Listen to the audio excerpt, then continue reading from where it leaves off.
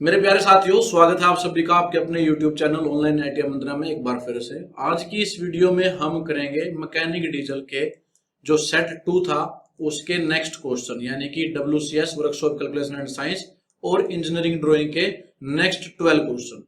जैसा कि आप सभी को पता है, जो हमारा थ्योरी का पेपर होता है उसमें ट्रेड थ्योरी के 38 क्वेश्चन आते हैं। वो 38 क्वेश्चन, इससे पहले वाले जो क्वेश्चन है हम इससे पहले वाले वीडियो में कर चुके हैं। जिस बच्चे ने वो वीडियो नहीं देखी, वो वीडियो आप देख सकते हो, जिसका लिंक आपको डिस्क्रिप्शन बॉक्स में मिल जाएगा। और इससे पहले हमें सेट 1 कर चुके हैं, ट्रेड थ्योरी का भी, WCS का भी, ED का भी और एम्प्लॉयबिलिटी स्किल का भी। तो वो वीडियोज के लिंक भी डिस्क्रिप्शन में आपको मिल जाएंगे, वो भी आप देख सकते हो। तो आज हम करेंगे सेट 2 के WCS और ED के 12 क्वेश्चन जो कि ट्रेड थ्योरी के साथ पूछे जाते हैं। फिर रह जाएंगे एम्प्लॉयबिलिटी स्किल के 25 क्वेश्चन, वो इसे नेक्स्ट वीडियो में करेंगे। तो इन WCS और ED के क्वेश्चनों को ध्यान से देखना, ये बार बार रिपीट होते हैं, हर ट्रेड में आते हैं भैया। मैं इसीलिए WCS और ED की और हमारी एम्प्लॉयबिलिटी स्किल की वीडियोस अलग निकाल रहा हूं, क्योंकि ये मैकेनिक डीजल की बात नहीं है, ये हर जो ट्रेड है फर्स्ट ईयर की उन सब के लिए यूजफुल है। किसी भी ट्रेड में ये क्वेश्चन पूछे जा सकते हैं, क्योंकि WCS, ED, एम्प्लॉयबिलिटी स्किल इनका सिलेबस सेम रहता है। तो ये सभी ट्रेड के लिए वीडियोज है, इसीलिए मैं इनको थोड़ा सा सेपरेटली अलग से बनाता हूं। तो ध्यान से देखिए भाई, सभी बच्चे अंत तक वीडियो में बने रहे और देखें कितने आसान क्वेश्चन पूछे जाते हैं। आपकी तैयारी कितनी है वो भी आपको पता लग जाएगा। तो छोटी सी ये वीडियो है, शुरू करते हैं। तो देखते हैं क्वेश्चन नंबर 39, क्योंकि 38 क्वेश्चन कर चुके हैं इसलिए 39 से शुरू हो रहा है, लेकिन ये 12 क्वेश्चन है WCS के और ED के, आपने ये ध्यान रखना। क्वेश्चन इस प्रकार है, which property of the metal has its power of returning to its original shape after the applied force is released.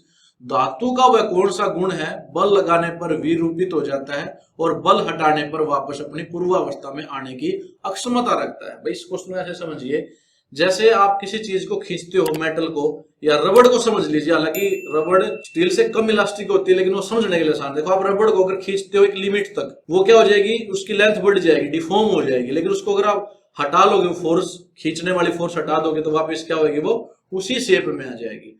तो इस प्रॉपर्टी को क्या कहा जाता है, ये क्वेश्चन पूछा गया है। A1 ऑप्शन आपके पास मैलिएबिलिटी, जी नहीं, मैलिएबिलिटी से चद्र बनाने की जो प्रॉपर्टी होती है वो होती है, ये नहीं होगा। टेनेसिटी, दृढ़ता होती है, ये भी नहीं। इलास्टिसिटी, बिल्कुल। जो A3 है इस क्वेश्चन का आंसर हो जाएगा। भाई इलास्टिसिटी मेटल की वो प्रॉपर्टी है जिसके कारण जब उस पर हम फोर्स लगाएंगे, पावर लगाएंगे, शक्ति लगाएंगे, तो वो अपनी शेप चेंज कर लेगा, डिफॉर्म हो जाएगा। लेकिन जैसे ही हम बल हटा देंगे, पावर हटा देंगे, वापस उसी शेप में आ जाएगा। तो उसको क्या कहा जाता है, इलास्टिसिटी कहा जाता है। तो इस क्वेश्चन का आंसर A3 हो जाएगा। नेक्स्ट क्वेश्चन हमारा 40, which metal is widely used in making casting of the machinery part। Machinery भागों की ढलाई बनाने के लिए किस धातु का व्यापक रूप से उपयोग किया जाता है। जो मशीनरी के पार्ट हैं भाई, कास्टिंग से जो बनते हैं, उनके लिए कौन से मेटल का प्रयोग किया जाता है। ऑप्शन आपके पास है ग्रे कास्ट आयरन, यानी कि धूसर डलवा लोहा। बी है हमारे पास व्हाइट कास्ट आयरन, सफेद डलवा लोहा। और A3 है मैलिएबल कास्ट आयरन। और हमारा A4 है हमारा रोट आयरन। तो कास्टिंग करके मशीनरी पार्ट बनाने के लिए सबसे ज्यादा किसका प्रयोग किया जाता है, वो हमारा धूसर डलवा लोहा, यानी ग्रे कास्ट आयरन का आंसर रहेगा। आपने याद रखना, मशीनरी के जितने पार्ट बनते हैं कास्टिंग के द्वारा, वो कौन से कास्ट आयरन के बने होते हैं, ग्रे कास्ट आयरन के। क्योंकि कास्ट आयरन भी बहुत तरह का होता है, जैसे कि white cast iron, malleable cast iron, wrought iron, grey cast iron. लेकिन हम जनरली ये याद रखते हैं कि जो मशीन के पार्ट है वो किससे बने होते हैं, कास्ट आयरन से बने होते हैं। लेकिन हमें उसकी अलग टाइप नहीं पता होती थी। तो याद रखना, जो कास्टिंग से मशीन पार्ट बनते हैं ज्यादातर, वो किसके बने होते हैं, ग्रे कास्ट आयरन के। A1 इसका आंसर रहेगा। नेक्स्ट क्वेश्चन देखते हैं 41, what is termed as the quantity of matter contained in the body. भाई वस्तु में निहित पदार्थ की मात्रा को क्या कहा जाता है। भाई किसी बॉडी में जो ये पार्ट है, मैटर है, इसको क्या कहा जाता है, तो इसको कहा जाता है मास। ऑप्शन में देख लेते हैं, डेंसिटी यानी घनत्व, जी नहीं। वॉल्यूम यानी कि आयतन, जी नहीं। मास यानी कि द्रव्यमान, यस।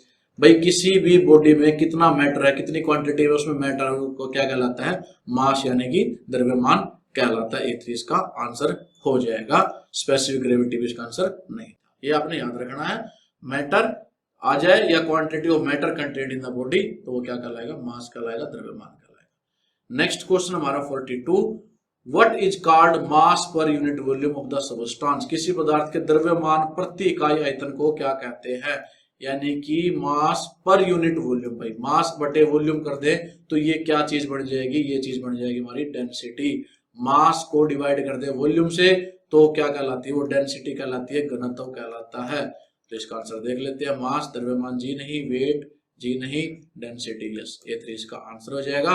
ये पूछा गया था मास पर यूनिट वॉल्यूम, मास को वॉल्यूम से डिवाइड करते तो क्या बनता है हमारा, डेंसिटी बढ़ता है, वॉल्यूम भी इसका आंसर नहीं होगा। तो यह भी याद रखना आपने। नेक्स्ट क्वेश्चन हमारा 43 बहुत आसान है। What is the unit of the speed, गति की इकाई क्या होगी, स्पीड की यूनिट पूछी गई है।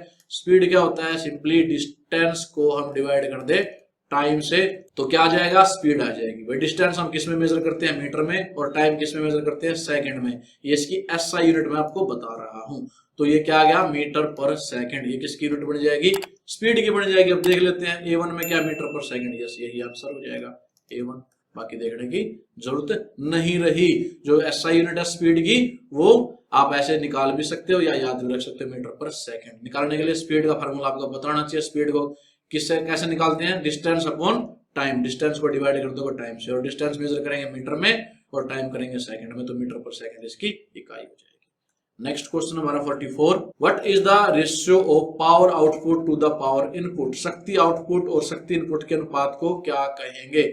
इसे पूछा गया भाई जो आउटपुट पावर है, ऐसे पावर भी हो सकती है, कुछ और भी हो सकता है, लेकिन यहाँ पावर दिया गया इसलिए लिख देते हैं power output upon power input, यानी कि पावर आउटपुट में कितनी आई और उस कार्य को करने में आपने कितनी पावर दी थी उससे डिवाइड कर दे तो ये क्या बनता है, ये बनता है एफिशिएंसी, यानी कि उसकी दक्षता निकलती है भाई, उसकी मशीन की कितनी एफिशिएंसी थी, कितना एफिशिएंटली उसने काम किया है। जो भी मशीन हम जो इनपुट देते हैं अगर वो आउटपुट ज्यादा देगी तो उसकी एफिशिएंसी दक्षता क्या कहलाएगी, ज्यादा कहलाएगी। तो यहाँ पर ये रेशियो जो होता है हमारा power output divided by power input क्या कहलाता है, एफिशिएंसी। देख लेते हैं ऑप्शन में कहाँ है, वर्क जी नहीं, एनर्जी जी नहीं, एफिशिएंसी यानी कि दक्षता, इसका आंसर हो जाएगा A3 पर टिक करेंगे, एक्सेलरेशन भी नहीं था। तो आपने ये याद रखना है ऐसे। नेक्स्ट क्वेश्चन हमारा 45 और भाई ये हमारा इंजीनियरिंग ड्राइंग का क्वेश्चन। इससे पहले हमने WCS के 6 क्वेश्चन कर लिए, अब ये क्वेश्चन हमारा इंजीनियरिंग ड्राइंग का। और आपने देखा था जो पहला सेट था उसमें भी ये जो कन्वेंशनल थे, अलग अलग कन्वेंशनल सिंबल पूछे गए थे, और इस सेट में देखोगे ये कई क्वेश्चन इसके आए हुए हैं। तो जो कन्वेंशनल सिंबल है उसको लेकर हमारे चैनल पर एक बहुत पुरानी वीडियो पड़ी है भाई, उस वीडियो को जरूर देख ले। जितने भी सिंबल आपको अच्छे से याद हो जाएंगे, बहुत आसान सिंबल है और हर सेट में पूछे जाते हैं, तो हो सकता है अब की बार भी इनमें से आ जाए, क्योंकि इंजीनियरिंग ड्राइंग में ज्यादा क्वेश्चन नहीं बढ़ते। तो ध्यान से इसको कर लेना, वीडियो का लिंक में डाल दूंगा डिस्क्रिप्शन बॉक्स में। क्वेश्चन में पूछा गया identify the conventional symbol of the material, ये जो मटेरियल है, ये जो सिंबल पूछा जाता है ये किसके लिए यूज किया जाता है, ये पूछा गया है क्वेश्चन में। तो ऑप्शन आपके पास है लेड, लेड के लिए यूज करते हैं, जी नहीं। स्टील यानी कि इस्पात, यस। इस क्वेश्चन का आंसर क्या हो जाएगा, A2 हो जाएगा। ये जो सिंबल है इस प्रकार से बॉक्स बनाकर ऐसे लाइनें लगा दी जाती हैं, तो ये हमारे कौन से मेटल के लिए होता है, स्टील के लिए इसका यूज किया जाता है, आपने याद रखना। ये ग्लास भी नहीं है, पोर्क्लेन भी नहीं, इसके अलग सिंबल होते हैं। नेक्स्ट क्वेश्चन हमारा 46, देखो इसमें भी वही कन्वेंशनल सिंबल ही पूछा गया है, तो ये बहुत इंपॉर्टेंट है भाई, जरूर देख लेना सारे symbol. Identify the conventional symbol, ये जो सिंबल है इसको बताना, ये प्रतीत किसके लिए है, कंक्रीट के लिए, स्टील के लिए, वुड के लिए या ग्लास के लिए। वुड के लिए आपने देखा था पिछला जो सेट था उसमें किया था, तो ये भी नहीं है। स्टील इससे पिछले क्वेश्चन में ही कर लिया, ये भी नहीं है। कंक्रीट आगे दिखाऊंगा अगर इसका भी क्वेश्चन है, तो ये भी नहीं है। तो ऐसे बॉक्स में ऐसे लाइन ऐसी लगी हो तो ये किसके लिए होता है, हमारा ग्लास के लिए होता है, कांच के लिए होता है। तो इस क्वेश्चन का आंसर क्या हो जाएगा, A फॉर ग्लास, इसका आंसर रहेगा। नेक्स्ट क्वेश्चन देखते हैं हमारा 47, ये भी वही क्वेश्चन है भाई, कन्वेंशनल सिंबल का ही क्वेश्चन है। आप देख सकते हो बहुत क्वेश्चन, 3 क्वेश्चन, 5 में 3 क्वेश्चन तो इसी के पूछ लिए। अब बताना ये कौन से मटेरियल के लिए हम इसका प्रयोग करते हैं। भाई ये प्रयोग किया जाता है हमारा स्टील, जी नहीं, स्टील के लिए आप देख चुके हैं। वुड के लिए पिछले सेट में देख लिया। ग्लास पिछला क्वेश्चन था। कंक्रीट, यस, ये किसके लिए यूज किया जाता है, जो कंक्रीट बनाते हैं, मसाला बनाया जाता है चिनाई का, उसके लिए इसका प्रयोग किया जाता है। इस सिंबल का इसमें ऐसे ट्रायंगल से बना देते हैं। ये दिखाता बजरी, भाई ये मसाले में क्या है, जैसे बजरी गिरी हुई है, तो ये हमारा किसके लिए यूज किया जाता है, कंक्रीट के लिए यूज किया जाता है ये सिंबल। नेक्स्ट क्वेश्चन हमारा 48, ये पूछा गया क्वेश्चन हमारा ट्रिम्ड साइज के बारे में। भाई trimmed size of A4 sheet, A4 का जो साइज होता है वो कितना होता है। इंजीनियरिंग ड्राइंग में अलग अलग साइज की शीटें होती हैं। A0 से शुरू होता है उनका साइज, A1 फिर A2 फिर A3 फिर A4 और A5 तक जाता है। इसकी भी मैंने एक वीडियो बना रखी है, पुरानी वीडियो, आप देख सकते हो। इन साइजों को आप आसानी से याद भी कर सकते हो, मैंने एक फार्मूला बताया था, उस फार्मूले से आप इनके सभी साइजों को याद कर सकते हो। यहाँ पूछा गया A4 शीट के लिए, तो आपको याद होना चाहिए A4 शीट का जो साइज होता है वो 210 गुणा 297 मिलीमीटर मीटर होता है। तो इस क्वेश्चन का भाई आंसर होगा A3। जो 841 गुणा 1189 है ये A0 का साइज है। 594 गुणा 841 ये हमारा A1 का साइज है। इसी प्रकार ये हमारा A5 का साइज है।